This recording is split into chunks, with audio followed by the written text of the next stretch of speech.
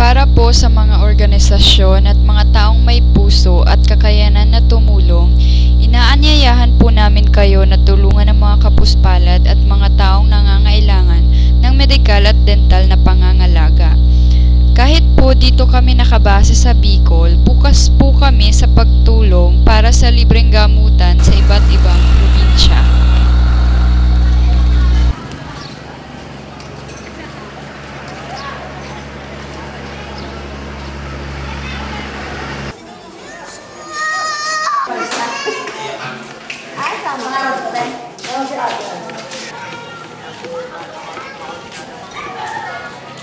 Maray na hapon po sa Indugabos.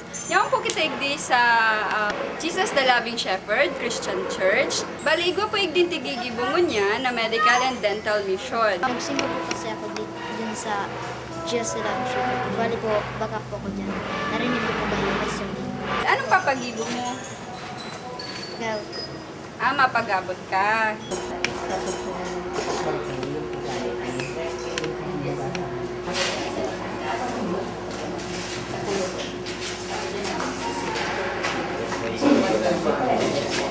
Ako doon talaga po kung kumusta man po. So, pagabot sa iyo ni Doktor. Kumusta man no? Raymond po. Ano man mo sa living po? Kumusta man sa service dito sa dental? Dalawa po yung Ikakabahan ka. Pero pagkatapos, kumusta man? Okay man, dahil man nakulugan, dahil man sige. Bali, niya po igdi, karibahan tamang po si Dr. Rogelio Raymond Rigondola. Bali, Doc, kumusta po? Okay man, okay ang service na nilay ng Milidio, dapat si pasyente. Okay man, kasi very orderly ang flow kang mission, kaya magaling ang marami. Ang pagpalagi ko may mga problema. Ang aki, may problema sa actually, kami man ako naimbitaran ako lang ng tao sa pagpunta. Minsan nakakakuha ng sinamba sa Manan para mag-regular service. Sergio, arang bigyan sa tuya sa Bicol, arang ito na sa mga probinsya, probing ngayon, siguro kagako lang hindi nakaka-afford, nakakaya na magpa-akin sa medical dental. They sila nakaka-afford ka makapagbayad kayo. Kaya nakulang tamang hindi na araw ka nila libre gulong because the boost of provided gabus. Kaya sana, hopefully, perming ikong araw gani para makatama ka sa tayo. Oo, kaya kung tapos eh. Sige lang.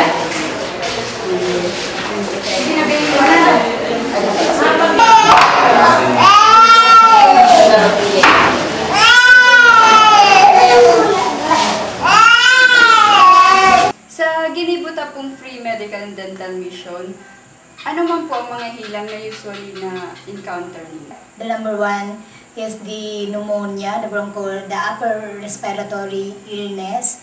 That is the pneumonia. So kinakaipuan po na maagapan tatulos ang hilang na yan, takunda ito po yan maagapan. Ang kaabutan ka surungaki, kundi madara sa doktor o madara sa hospital, pwede pong ikagadan niya yan.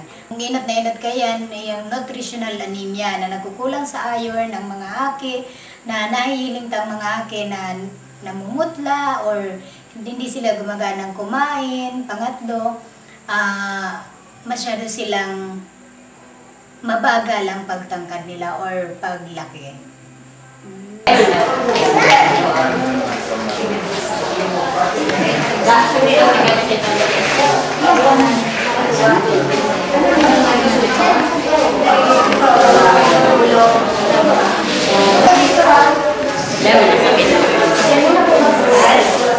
Bikuha ka lang namin.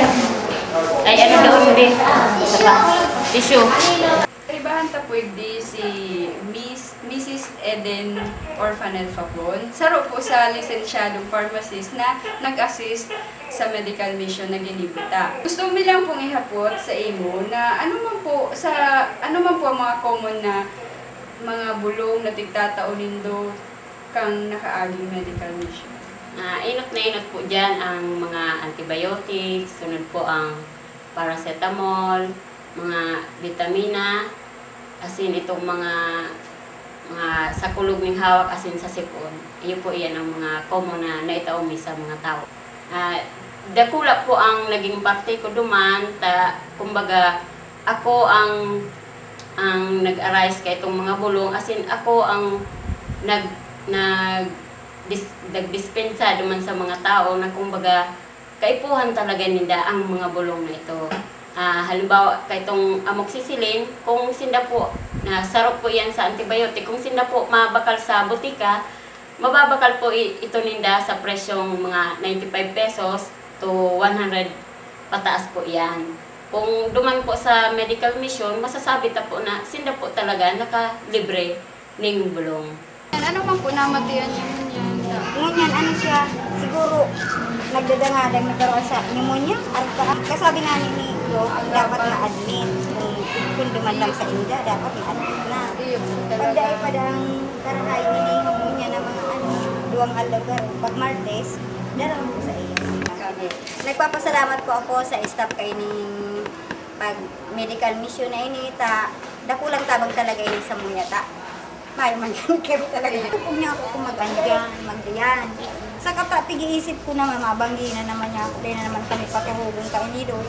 Baka niya ako kung magparaabo na naman. Napiritan ako ng tangan. Napiritan ako mag-ibig. Ano man po sa hiling mo ang masasabi mo sa mga tao para po sa suporta? Inot na inot po, gusto ko po na saan sa kuya pong adikay na makatabang sa mga poorest children, families. Gusto ko man pong inganyo ka mo na tabangan man ako sa adikay na araw kayo na makatabang duman sa mga tao na dahil talaga makakayang makabayad sa doktor. Pangadua, gusto ko man po na kung ano man ang kalusugan na mamatita, maiyo man ang sa indang mamatian. Iyo po. Sige po. Maraming